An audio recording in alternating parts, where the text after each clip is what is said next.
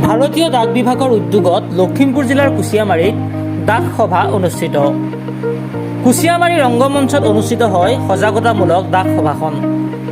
ভাৰতীয় ডাক সেৱা বিভাগৰ বিভিন্ন সেৱা তথা সুবিধাসমূহৰ বিষয়ে জনসাধাৰণক সজাগতা কৰাৰ উদ্দেশ্য আগত ৰাখি এই সভাখন অনুষ্ঠিত হয়। এই সভাস্থলীতেই ভাৰতীয় ডাক বিভাগৰ বিভিন্ন সেৱা ৰাইজক আগবঢ়োৱা হয়। ভাৰতীয় ডাক সেৱা বিভাগৰ payments bank service, financial service, citizen centre service, e-commerce ছাৰ্ভিচকে আদি কৰি বিভিন্ন সেৱা গ্ৰহণ কৰিবৰ বাবে বা কেনেকৈ সেৱাসমূহ গ্ৰহণ কৰিব সেই সন্দৰ্ভত ৰাইজৰ মাজত সজাগতা অনাৰ প্ৰয়াস কৰা হয়। বিশেষ প্ৰতিবেদন আছামিজ টক্স নাও।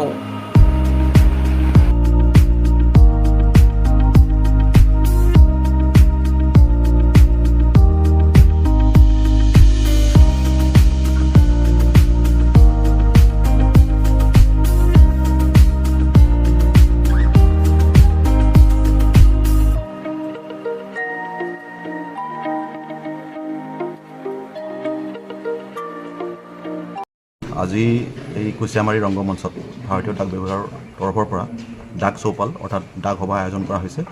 এই অনুষ্ঠানত আমাৰ ডাক বিভাগৰ যিবিলাক আমাৰ আঁচনি আছে সেই আঁচনিবিলাকৰ বিষয়ে আমাৰ জনসাধাৰণৰ ওচৰত সজাগতাৰ উদ্দেশ্যে আমাৰ এই সভাখন আয়োজন কৰা হৈছে।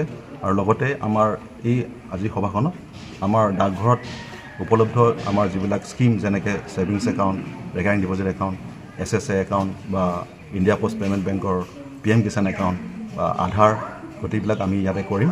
গতিকে আমি আশা কৰিছোঁ আমাৰ এই অঞ্চলৰ যিসকল ব্যক্তি আছে যিসকলে এতিয়ালৈকে আধাৰ খোলা নাই বা এইবিলাক আমাৰ ছেভিংছ একাউণ্ট বা সুকন্যা সমৃদ্ধি একাউণ্ট এতিয়ালৈকে খোলা নাই, তেওঁলোকে আগবাঢ়ি আহিব।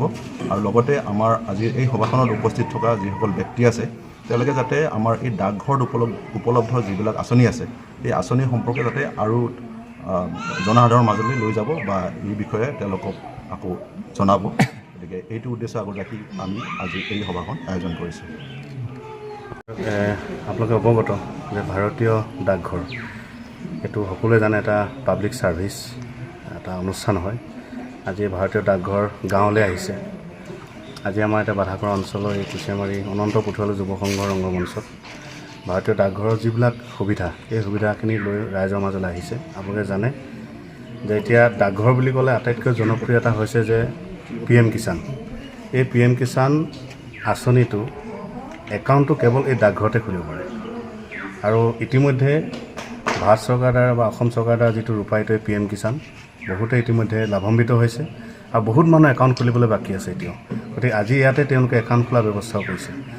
লগতে অসম চৰকাৰ বা ভাৰত চৰকাৰৰ যিমানখিনি আঁচনি বেংকক লৈ মেক্সিমাম এই ভাৰতীয় ডাকঘৰত এইখিনি ব্যৱস্থা ৰাখিছে। মোৰ নিজৰো একাউণ্ট আছে, PM কিষাণ আছে, মই পাইছোঁ। আৰু লগতে মোৰ ঘৰৰ ফেমিলিও মোৰ একাউণ্ট আছে, বিভিন্ন ধৰণৰ আমি সুবিধা পাইছোঁ। লগতে যাৰ কন্যা সন্তান আছে এই কন্যা সন্তানৰ কাৰণেও অসম চৰকাৰে সুকন্যা সমৃদ্ধি নামৰ এটা আঁচনি ইতিমধ্যে ঘোষণা কৰিছে, সকলোৱে অৱগত। এই সুকন্যা আঁচনিটোত একাউণ্ট খোলোতে 250 টকা, 250 টকা দিব লাগে। তাৰপিছত 1 বছৰৰ ভিতৰত 250 টকাৰ পৰা ওপৰত 1.5 লাখ টকালৈকে ট্ৰেনজেকশ্যন যিকোনো এটা এমাউণ্টৰ কৰিব লাগে। গতিকে 21 বছৰত এইটো মিচিয়ৰ হয়। গতিকে এনেকুৱা ধৰণৰ বহুতখিনি এনেকুৱা আছে আঁচনি যিবিলাক গম নাপায়। লগতে আজি ইয়াত পোনপটীয়াকৈ ডাইৰেক্ট ইয়াতে যাৰ আধাৰ কাৰ্ড নাই সেই আধাৰ কাৰ্ড বনাব পাৰিব। লগতে যাৰ নাম ভুল হৈ আছে, লগতে আপোনাৰ কাৰোবাৰ ফোন নম্বৰ কাৰেকশ্যন কৰিব লাগে, এনেকুৱা ধৰণৰ গোটেইখিনি ইয়াতে কৰিব পাৰিব। গতিকে মই আহ্বান জনাইছোঁ যে ভাৰতীয় ডাকঘৰে যিখিনি ৰাইজৰ মাজলৈ লৈ আহিছে সেইখিনি সুবিধাখিনি, এই সুবিধাখিনিৰ পৰা যিসকলে বঞ্চিত হৈ আছে তেওঁলোকে আহক আৰু ভাৰতীয় ডাকঘৰে যিখিনি ব্যৱস্থা কৰিছে সেইখিনি তেওঁলোকে আঁচনিখিনি লৈ পিনে যাতে লাভান্বিত হওক, আমি তাকে কামনা কৰিছোঁ।